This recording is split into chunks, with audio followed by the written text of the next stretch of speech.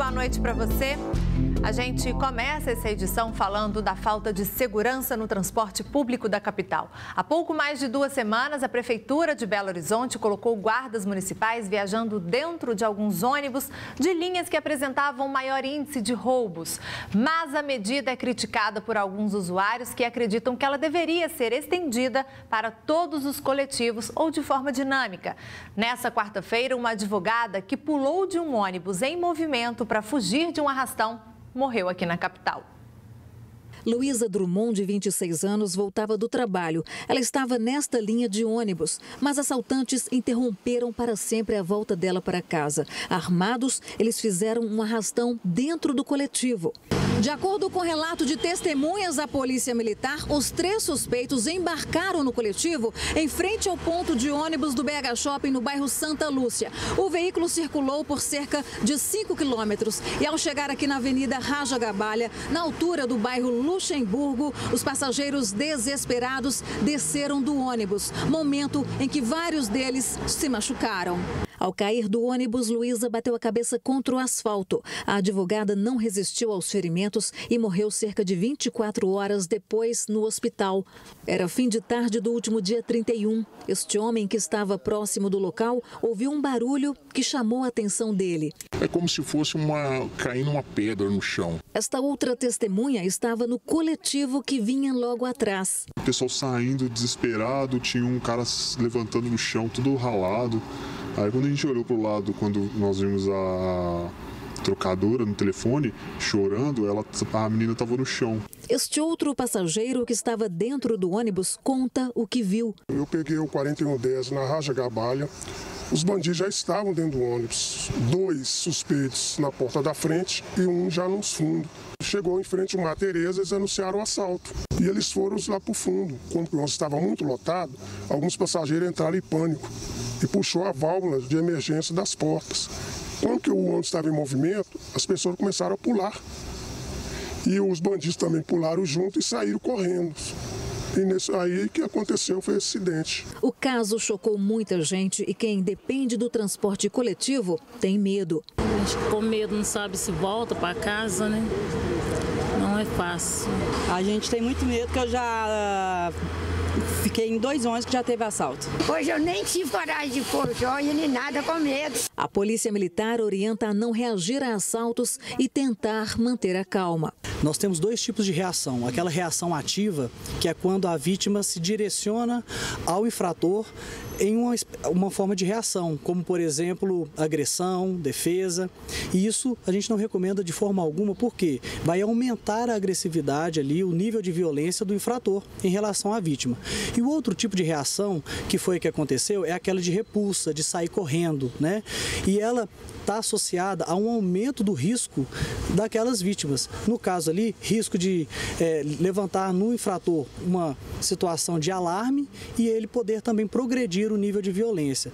Então, nós não recomendamos de forma alguma a reagir. Segundo a PM, é preciso registrar um boletim de ocorrência para que ações de prevenção possam ser aplicadas. Há pouco mais de 15 dias, guardas municipais passaram a circular com os passageiros dentro de coletivos, inicialmente em 2 importantes avenidas da capital. Mas para os usuários, a ação deveria se estender a outras regiões da cidade e sem divulgar horários e locais. Devia ser em todos, né? Porque assim, não sabe qual a hora que vai ser atacada. Pelo menos 33 pessoas morreram vítimas de acidentes no anel rodoviário no ano passado. O número de mortes foi 32% maior do que registrado em 2015. E um dos principais motivos foi a imprudência dos motoristas que abusaram da alta velocidade. A promessa para frear esses veículos são os radares instalados há 2 anos e que só agora vão começar a ser testados. Eles sempre provocam polêmicas, seja pelo preço das multas ou pela quantidade em avenidas e rodovias. Mas quando se trata dos radares no anel rodoviário, a opinião dos motoristas é unânime. O pessoal correndo muito, né? Então eu acho que tem que ter, não pode tá lá, mas não funciona, não adianta, né? O pessoal não tem educação no trânsito, então isso aí inibe muito o pessoal no trânsito. O pessoal não tem responsabilidade nenhuma, principalmente os caminhões só andam na esquerda, que é o lugar de andar na direita, não dão colher de chá. A responsabilidade é muito grande, tem que ter radar mesmo. Para o tenente da Polícia Militar Rodoviária, eles são extremamente importantes para ajudar na fiscalização. Esses radares são instalados em locais estratégicos, onde as estatísticas apontam uma maior incidência de acidentes, e esses radares ajudam a fiscalização, principalmente que o motorista, ao visualizá-lo, ele consegue diminuir a velocidade, principalmente esses que estão instalados em um trecho que é 6 km de declive no anel rodoviário. Então faz com que realmente o motorista respeite o limite de velocidade e percorra todo esse trecho dentro desse limite de velocidade. E no anel rodoviário de Belo Horizonte, os números de acidentes são altos. Só no ano passado, 33 pessoas perderam a vida, um aumento de 32% em relação a 2015. E são justamente os radares que podem ajudar a diminuir esse número. Mas aqui no anel rodoviário, 10 deles estão daquela maneira, encobertos com sacos plásticos há 2 anos. E o motivo para o não funcionamento está relacionado às imagens capturadas para a autuação. Ainda não há previsão para os testes e também para o funcionamento dos aparelhos. Na BR-040, 10 radares também passam pela mesma situação e não estão funcionando. Já na cidade de Contagem, região metropolitana de Belo Horizonte, por causa do fim do contrato com a empresa responsável, 25 radares ficarão desativados por pelo menos 2 meses. Procurada, a Via 040, concessionária que administra parte do anel rodoviário, onde estão instalados 10 radares, informou que os equipamentos estão passando por etapas de configuração dos sistemas e ainda será feita uma nova aferição pelo Inmetro, seguido de testes da Polícia Rodoviária Federal. A empresa ainda informou que vai divulgar com pelo menos 10 dias de antecedência quando os radares forem começar a multar. Taxistas da capital resolveram não aumentar os valores das tarifas neste ano. O motivo é a concorrência. Há 4 meses no mercado mineiro, o aplicativo de mobilidade urbana Cabify está ganhando cada vez mais espaço. O Belo Horizontino nos recebeu de braços abertos, muito preocupado com essa questão da qualidade no serviço, muito preocupado com a questão da segurança e, claro, não deixando de lado o preço competitivo, pagar menos por isso. Então a Cabify veio apostando e está sendo uma surpresa grande para a gente ter um crescimento de 80% a cada mês. A plataforma espanhola, que atua em 15 países no mundo e em 4 cidades brasileiras, aposta no diferente. A gente vai vistoriar o veículo presencialmente, a gente não aceita veículos já com uma certa idade, hoje são carros a partir de 2012. Os motoristas, eles são treinados presencialmente, os motoristas também passam por uma verificação de antecedentes, documentação, seguro, então esse é o segundo ponto. E o terceiro ponto é ter um preço competitivo. Hoje a gente não tem tarifa dinâmica. Assim como o Cabify, o aplicativo Uber ajuda a complementar a malha de transportes no Brasil. Já são quase 9 milhões de usuários em todo o país. Em contrapartida com a grande concorrência e a crise econômica que assombra o país, deixando muitos desempregados, os taxistas perderam de 20% a 30% dos clientes no último ano. E para recuperar esse número, a categoria decidiu não repassar o aumento anual. Com essa decisão, nós vamos ter clientes novos voltando para o táxi, não estamos fazendo esse repasso para o cliente final, né? E também mantendo os clientes que nós temos. A decisão foi tomada pelo sindicato em conjunto com os taxistas. Mesmo que nós tenhamos perdas, nós estamos levando também uma qualidade de vida para essa pessoa, que ela não vai sofrer um impacto econômico, tanto da crise financeira, e não vai ser repassado para ele. 7 criminosos morreram durante uma troca de tiros com policiais civis na madrugada de hoje em Mato Verde, no norte de Minas. A gente vai para a nossa redação conversar com o repórter Igor Calian. Boa noite para você, Igor. Parece que o objetivo da turma era roubar uma agência bancária, né? Pois é, Gisele, uma boa noite para você, pessoal que acompanha aí o Band Minas. Olha só, essa quadrilha, esses rapazes realmente queriam aí assaltar uma agência bancária na cidade de Mato Verde, que fica aí no norte de Minas Gerais. Inclusive, a Polícia Civil informou que eles fazem parte de uma quadrilha de São Paulo que já era investigada por explosões de caixas há algum tempo. Vamos ver então algumas imagens e alguns detalhes também dessa troca de tiros que acabou com 7 mortos. Nas imagens dá para ver o momento da troca de tiros entre os policiais e os bandidos em frente a uma agência bancária da cidade. Um deles cai no chão e tenta se esconder em meio aos disparos. Este outro corre tentando escapar dos tiros e nas mãos parece ter uma metralhadora. O crime foi durante a madrugada na cidade de Mato Verde, no norte de Minas. Segundo a polícia, 8 homens chegaram em uma caminhonete e desceram em frente ao banco. Policiais perceberam a movimentação e se aproximaram do veículo dando voz de prisão aos bandidos. Foi aí que começou o tiroteio. De acordo com a polícia, todos fazem parte de uma quadrilha de São Paulo que é investigada por explosões de caixas na região e estava sendo monitorada. Eles estavam armados com fuzis, carabinas, metralhadoras e pistolas. A polícia apreendeu dinamites, alavanca e picareta que eram utilizadas nas explosões. Então, Gisele, além desses 7 indivíduos, 7 criminosos que morreram aí nessa troca de tiros, tem um 8º suspeito que está baleado e agora, nesse momento, ele está no hospital de Janaúba sob escolta policial. Gisele. São verdadeiros profissionais, né, Igor? Obrigada, viu, pelas informações.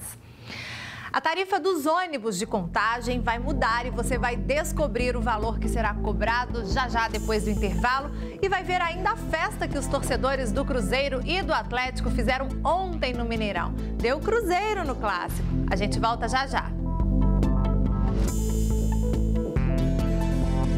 Estamos de volta e a gente vai direto para a nossa redação conversar com o Igor Calian, porque teve mudança no valor das passagens de ônibus, né, Igor? É isso mesmo, Gisele. Essa mudança no valor das passagens são do transporte coletivo da cidade de Contagem, região metropolitana aqui de Belo Horizonte. No final do ano passado, foi autorizado que essas passagens subissem de R$ 3,70 para R$ 4,05, valor que estava em vigor neste mês de janeiro. Mas, segundo o prefeito da cidade, esse aumento está cancelado. Ele vai conceder uma entrevista coletiva amanhã para explicar melhor, passar mais detalhes sobre essa mudança e também informar o dia que a passagem vai voltar para R$ 3,70. Agora, além dessa boa notícia para o pessoal de Contagem, também tem uma notícia aqui para o pessoal de Belo Horizonte. O prefeito Alexandre Calil informou agora há pouco que neste ano 300 novos ônibus entrarão no sistema e esses 300 ônibus todos já com ar-condicionado. Então, ainda em 2017, novos 300 ônibus circulando por Belo Horizonte e a partir do ano que vem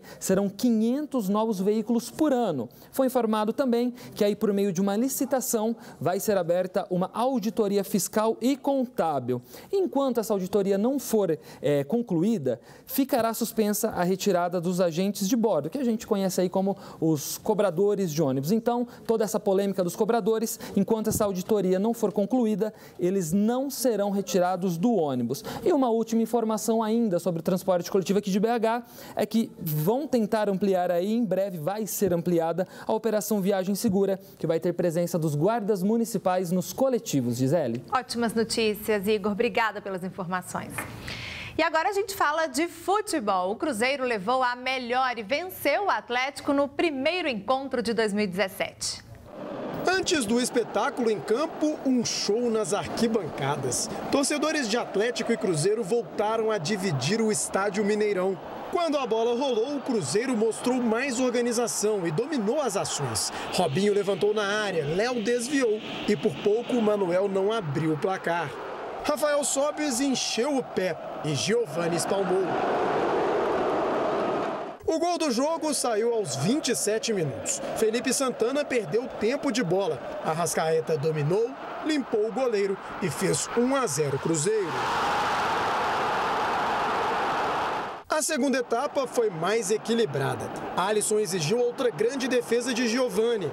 Arrascaeta fez boa jogada e rolou para Rafael Sobis perder boa chance. O Galo respondeu nessa falta venenosa de Casares. E na confusão na área, Felipe Santana perdeu a chance do empate. No fim do jogo, o Robinho foi expulso. Com um a menos, a Raposa segurou a vitória. Rever o jogo, entender os porquês, com mais precisão, dos momentos que nós não tivemos a bola, o que sofremos, nos momentos que nós tivemos a bola e conseguimos jogar, e em outros momentos não. É uma construção. E a gente vai ajustando né, ao longo das partidas. Estou muito feliz com a atuação da equipe, com a disposição tática, com a entrega dos jogadores para cumprir aquilo que pensávamos que deveria ser cumprido para esse jogo. Mesmo quando o Atlético teve a posse e não conseguiu traduzir essa posse em oportunidades, isso é mérito da disposição tática do Cruzeiro, da entrega dos jogadores em cumprir aquilo que a gente entende que seja o correto como posicionamento defensivo e ofensivo da equipe. Dentro de campo, nós vimos que o Cruzeiro levou a melhor. Mas o primeiro clássico do ano também vai ficar marcado pela festa das duas torcidas. Nenhuma confusão e um espetáculo que não acontecia há 4 anos. Uma vitória para quem gosta de futebol. A gente viu um clássico bonito, né, colorido, né, com as torcidas incentivando seus times. Em um momento anterior se deixou de fazer isso em função da segurança, né, mas a gente não pode privar, né, os bons torcedores de vir para o campo, né, em função daqueles que não se comportam bem. Eu sei que a gente precisa melhorar como comportamento, o torcedor precisa entender isso, porque para voltar a ter a confiança de podermos fazer clássicos assim, a gente gosta muito do ambiente dessa maneira. Acho que dá um colorido especial ao clássico e o clássico merece toda a grandeza pela tradição que tem, por tudo que envolve a grandeza dos dois clubes. O Tribunal de Justiça de Minas negou o cadastramento de uma entidade intitulada como Tribunal Arbitral da Primeira Região de Uberaba como um fórum privado de conciliação e mediação. O Tribunal de Justiça Arbitral funcionava neste endereço no bairro Santa Marta. A missão era pacificar conflitos envolvendo direitos civis do consumidor, trânsito e família, desafogando o Fórum Melo Viana. O brasileiro quer uma justiça mais rápida e mais acessível. E essa é exatamente a proposta do Tribunal de Justiça Arbitral. Este juiz afirma que a terceira vice-presidência do Tribunal de Justiça de Minas Gerais negou o cadastramento da entidade como Câmara Privada de Conciliação e Mediação. E o prédio já não funciona mais. Ele justifica os pontos que determinaram essa recusa. As câmaras de arbitragem e de mediação e conciliação privadas, elas devem ser cadastradas junto ao Tribunal de Justiça para ter autorizado o seu funcionamento. Eles estavam utilizando o brasão da República como símbolo, estavam utilizando a denominação tribunal e a denominação juiz para se referir a seus membros. E todas essas denominações são vedadas para câmaras privadas, pois são exclusivas para os órgãos públicos do Poder Judiciário Nacional. O juiz acrescenta também que a decisão contempla que a entidade não está amparada pela Lei 9.307 de 96, que trata da arbitragem, pois a norma não estende aos árbitros, no caso ao joviano, as prerrogativas de um juiz de direito. No caso de cadastramento, a pessoa deve seguir a normatização do Conselho Nacional de Justiça e deve seguir também a normatização do Tribunal de Justiça respectivo, seja ele federal ou estadual. O desembargador determinou ainda que cópias da decisão fossem enviadas ao Ministério Público e à Polícia Civil, que vão apurar eventuais crimes. A seguir, você vai ver como foi o show Simples Assim que emocionou a plateia na noite de ontem. E ainda, os rótulos dos produtos industrializados vão ter que mostrar se eles têm lactose ou não. A gente volta já já.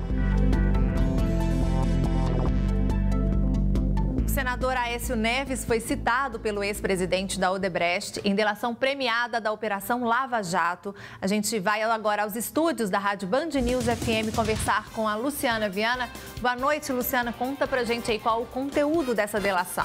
Boa noite, Gisele. Boa noite a todos. O conteúdo, Gisele, ele foi publicado no jornal Folha de São Paulo e conta que o ex-executivo da Odebrecht, Benedito Júnior, revelou que o atual senador Aécio Neves, do PSDB, teria liderado um esquema que pedia propina de até 3% do total de contratos da construção da cidade administrativa como estamos vendo aí na imagem, a atual sede do governo estadual. Bom, essa obra teria custado 2 bilhões e 100 milhões de reais. À época, Aécio Neves era governador do estado e, em nota, o hoje senador e presidente do PSDB disse desconhecer o conteúdo da suposta delação sobre fraudes na construção da atual sede do governo do estado. Aécio ainda defende o fim do sigilo das delações homologadas, nesta semana, para que os citados possam se defender, Gisele. Tá certo, Lu. Obrigada pelas informações. Boa noite para você.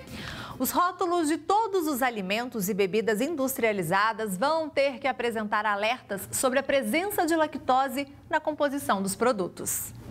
De olho nos rótulos, Patrícia tenta descobrir produtos sem lactose. Informação rara que já fez a estudante passar mal várias vezes por causa da intolerância ao açúcar do leite e derivados. Às vezes um sanduíche natural, ele possui a maionese que contém a lactose. Eu vou ficar 1, 2 dias passando muito mal, sabe, transtornos gástricos, com muita dor, diarreia. Uma simples ida ao supermercado pode demorar. Eu sou a louca do rótulo. Meu supermercado ele tem que levar 1h30, porque eu vou ter que ler todos os rótulos de todos os alimentos. Agora, o fabricante vai ter que alertar o consumidor sobre a presença de lactose nos produtos. A lei é de julho de 2016, mas foi regulamentada pela Anvisa. São 3 advertências. Com menos de 0,1% vai estar escrito isento de lactose.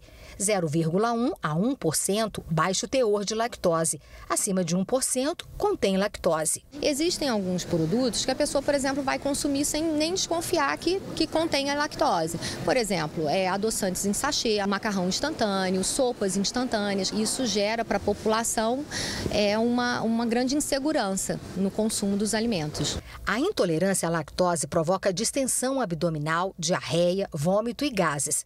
Mas se a pessoa for alérgica, as consequências podem ser ainda mais graves. As reações para quem é alérgico à proteína do leite de vaca, ela pode ter reações como até o choque anafilático, que é o caso mais grave, que é a anafilaxia, que não vai conseguir respirar, não vai conseguir engolir e pode até morrer. As indústrias de alimentos têm até 2 anos para se adaptar às novas regras, prazo que muitos consumidores e especialistas consideram grande demais, diante das consequências que a falta dessa informação pode provocar à saúde.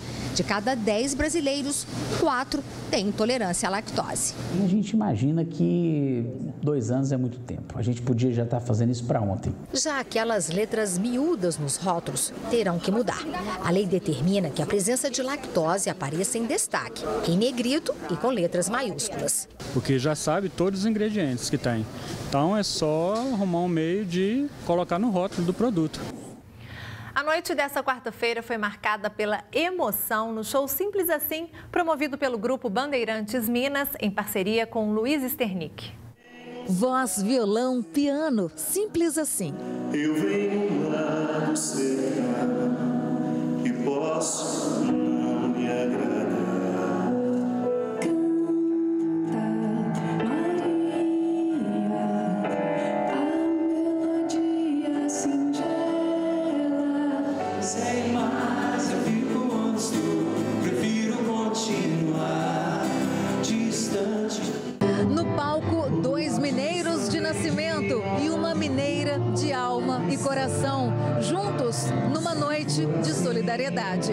Um grande show beneficente onde, além dos artistas que abriram mão do cachê, cada um da plateia também contribuiu ao comprar o ingresso. E o Grupo Bandeirantes de Comunicação também foi parceiro. Conversei com meus amigos, falei que eu precisava deles. Afinal de contas, tantos que estavam subindo no meu jardim e eu precisava de uma resposta a isso. E acho que a resposta disso é exatamente a música. Antes de se apresentar, o trio homenageado pelo artista plástico Luiz Sternick falou com a nossa equipe. A conexão aqui foi muito fácil, se deu de uma maneira muito tranquila nos ensaios, porque a gente teve pouco tempo para ensaiar. O padre estava em Portugal, eu estava em São Paulo, a Fernanda estava na Alemanha. É raro ter essa oportunidade de fazer um show, fazer música e também fazer uma coisa muito boa, fazer o bem através da música, que sempre toca o coração das pessoas. O mundo fica melhor quando os diferentes se encontram e descobrem que há um ponto em comum. É a gente proporcionar àqueles que nós não conhecemos o rosto, o nome, a história, uma oportunidade de uma ajuda, de ter uma vida melhor. Toda a renda será revertida para o Salão do Encontro, uma das maiores entidades beneficentes no combate à pobreza infantil e resgate da dignidade, e também a Associação Arte pela Paz, que promove a paz social por meio de cultura, esporte, arte e assistência social. Uma instituição filantrópica como nós, ser agraciada com um show dessas pessoas, não tem o que falar. Hoje é um dia para curtir. Exemplos como esse é que faz a diferença para que nós possamos, e nos restaura também, para continuar cuidando daqueles que mais precisam. É uma noite especial, é muito bom participar de momentos assim, que a gente pode não só se divertir, como ajudar o próximo. A gente sabe a imagem que eles trazem através da sua música. 3 pessoas incríveis, muito bacana, muito emocionante. E se tivesse que dar uma nota para o show? Sempre 10. Se tivesse mais, dava mais. Uma bela iniciativa, né? E que trio, né, gente? É de emocionar mesmo. A gente fica por aqui, uma ótima noite para você. A gente volta a se encontrar amanhã. Vamos ver aí as imagens do show. Tchau, tchau.